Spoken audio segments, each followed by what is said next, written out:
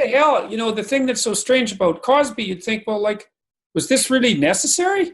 Like, man, the guy was famous in 15 different directions and really well respected. You wouldn't have think he would have had to date rape his women. It's just. Well, yeah. I mean, he could have just had prostitutes. I mean, if he really just needed sex, I don't think that's what it was. No. I think there was a sick perversion.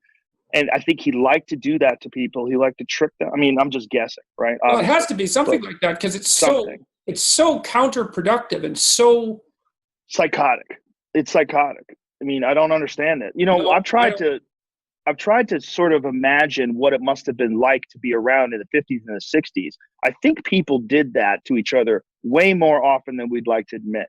And I think that it was more casual than we would think of today, where people would slip someone a Mickey, or he even had a bit that he did way back in the day about giving someone Spanish fly, that you'd give someone something that would make them horny. Right. I think he was probably a guy that had an incredibly inflated opinion of himself, didn't want anybody to ever reject him, experienced that a few times. Again, this is pure speculation, and just decided that he was better than people, that he could just drug them. It's so strange, though, because his comedy was basically so, like, it was generally family-oriented. It was, and he put himself forward as a role model, and he was credible. Like, he was credible as an actor, as a role model, and he seemed credible as a spokesperson. It kind of makes me think, there's this idea that the psychoanalysts had. There's a guy named Erich Neumann, who was a student of Carl Jung's, and one of the things that Neumann said, he wrote a book called Depth Psychology and the New Ethic right after World War II, and it's a great book, a little thin book, but it's a great book.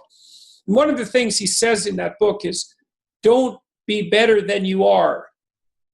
And what he meant was, he didn't mean don't improve, like, because that would be foolish. He meant beware of adopting a persona that makes you a far better person than you actually are, because all of that part of you that you're not admitting to, that's going to go off and have its own life, because you're not integrating it, you're suppressing it in some way, and you're not, and so it's a living thing, that, well, like the aggression you had when you were a fighter, that's a big, deep part of you, you can't just push something like that aside and pretend that it's not there and think that it's not going to go off and have some fun when you're not paying attention. Yeah. So to me, like, something like that must have got him, is that he was split between this really good guy that he was trying to be, which was like too good, and this like more monstrous side of his personality that he obviously never integrated, or perhaps never even admitted to. It's really a hell of a story, man. It's like, and it really is a catastrophe. I think it was an absolute bloody catastrophe for his victims, obviously, but just as a general cultural phenomenon, it's so awful.